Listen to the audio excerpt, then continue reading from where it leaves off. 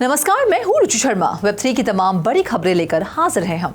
बुधवार को जारी लेटेस्ट अर्निंग्स रिपोर्ट के अनुसार इलेक्ट्रिक कार मैन्युफैक्चरर टेस्ला की बिटकॉइन होल्डिंग्स Q4 2023 में अनचेंज रही। क्वार्टरली रिपोर्ट में बिटकॉइन का उल्लेख नहीं किया गया, जिसका अर्थ है कि कंपनी ने सितंबर में सप्ताह 3 महीनों में कोई बिटकॉइन नहीं खरीदा या बेचा। मौजूदा कीमतों पर होल्डिंग्स का मूल्य $387 मिलियन है। बिटकॉइन ट्रेजरीज द्वारा ट्रैक की गई डेटा के अनुसार टेस्ला के पास 9,720 BTC से अधिक हैं और सॉफ्टवेयर फर्म माइक्रोस्ट्रैटेजी और माइनिंग प्लेयर मैराथन के बाद एसेट का तीसरा सबसे बड़ा पब्लिक होल्डर है।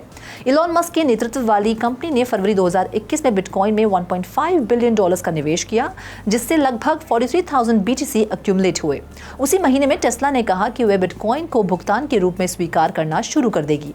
हालांकि इसने उस साल के अंत में कोविड लॉकडाउन से संबंधित अनिश्चितताओं के बीच अपनी कैश पोजीशन को अधिकतम करने के लिए अपनी हिस्सेदारी बेचना शुरू कर दिया। 2022 की दूसरी तिमाही में इसने अपनी बिटकॉइन होल्डिंग्स का 75% बेचने की सूचना दी। बढ़ते हैं अगली खबर की ओर। एक हालिया रिपोर्ट में नॉर्थ कोरिया लिंक्ड हैकर्स द्वारा किए गए साइबर अटैक्स में चिंताजनक वृद्धि का खुलासा किया गया है, जो क्रिप्टो करेंसी एसेट्स को लक्षित करने के बढ़ते ट्रेंड का संकेत देता है। एनालिसिस फर्म की फाइंडिंग से पता चलता है कि 2023 में इन हैकर्स ने चौंका देने वाले 20 अटैक्स किए, जो 2016 में इस तरह के रिकॉर्ड कीपिंग शुरू होने के बाद से दर्ज की गई सबसे अधिक संख्या है।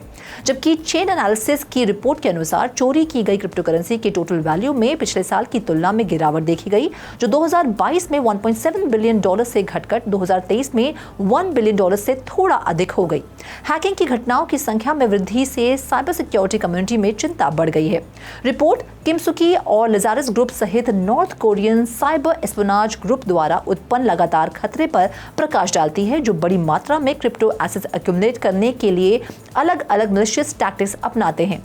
चुराए गए फंड्स के विवरण से पता चलता है कि नॉर्थ कोरिया लिंक्ड हैकर्स ने क्रिप्टो करेंसी इकोसिस्टम के भीतर विभिन्न क्षेत्रों को लक्षित किया है। 2023 में डिसेंट्रलाइज्ड फाइनेंस प्लेटफॉर्म से लगभग $428.8 मिलियन की चोरी हुई, जो पिछले सालों की तुलना में उल्लेखनीय कमी को दर्शाता है। इस गिरावट के बावजूद DeFi प्रोटोकॉल को लक्षित करने वाली हैकिंग की घटनाओं का ओवरऑल नंबर चिंता का कारण बना हुआ है। बाकी अहम खबरों के लिए करते हैं विशाखा का रुख।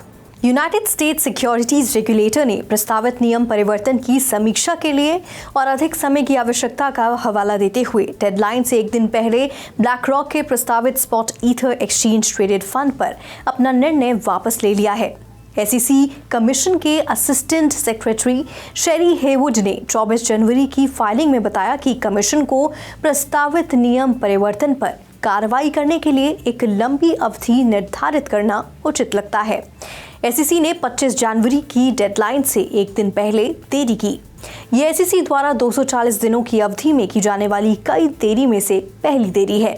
ये पहली डेडलाइन 11 दिसंबर को नैस्डैक द्वारा iShares Ethereum trust black rock की ओर से दायर किए जाने के लगभग 45 डेज बाद आई है, जबकि SEC को 7 अगस्त तक ब्लैक रॉक के स्पॉट ईथर ETF डिसीजन पर फाइनल डिसीजन लेना होगा। ब्लूमबर्ग ETF एनालिस्ट एरिक बाल्टनाज ने प्रेडिक्ट किया है कि मई में सभी पेंडिंग स्पॉट ईथर ETFs पर फाइनल डिसीजन लिया जाएगा, ठीक उसी तरह जैसे SEC ने 10 जनवरी को 10 पेंडिंग स्पॉट बिटकॉइन ETFs पर निर्णय लिया था। अब बढ़ते हैं अगली खबर की ओर। क्रिप्टो एसेट मैनेजर बिटवाइज बुधवार को पब्लिक के साथ अपना डिजिटल वॉलेट एड्रेस साझा करने वाले 10 spot bitcoin exchange traded fund यानी कि ETF इशुअर्स में से पहला बन गया। सैन फ्रांसिस्को स्थित फर्म ने 23 जनवरी तक 11,858 बिटकॉइन की होल्डिंग के साथ bitwise bitcoin ETF bitcoin address को दिखाते हुए एक स्क्रीनशॉट ट्वीट किया। कंपनी ने कहा, कोई भी अब फंड की होल्डिंग्स और सीधे ब्लॉकचेन पर फ्लोज को वेरीफाई कर सकता है। ये देखना बाकी है कि बिटकॉइन के लिए आगे क्या होता है, लेकिन इंडस्ट्री एक्सपर्ट्स फिलहाल बिटवाइज के इस कदम की सराहना कर रहे हैं। ओवर टू यू रोशनी। दुनिया के leading artificial intelligence chip manufacturer में से एक एनवीडिया और United states national science foundation ने एक नई पार्टनरशिप की घोषणा की है, जो एक नई AI रिसर्च इनिशिएटिव का समर्थन करेगी। National artificial intelligence research resource pilot का लक्ष्य रिस्पॉन्सिबल AI डिस्कवरी और इनोवेशंस के लिए आवश्यक टूल्स तक पहुंच बढ़ाना है। एनवीडिया ने अगले 2 सालों में अपनी टेक्नोलॉजी की कंट्रीब्यूशन में $30 मिलियन का योगदान दिया है। डेवलपर ने Nvidia DGX cloud AI super computing resource और एनवीडिया AI एंटरप्राइज सॉफ्टवेयर का योगदान करते हुए टेक्नोलॉजी की प्रभावशीलता बढ़ाने में प्लेटफॉर्म का उपयोग करने वाले रिसर्चर्स से इनसाइट कलेक्ट करने की योजना बनाई है।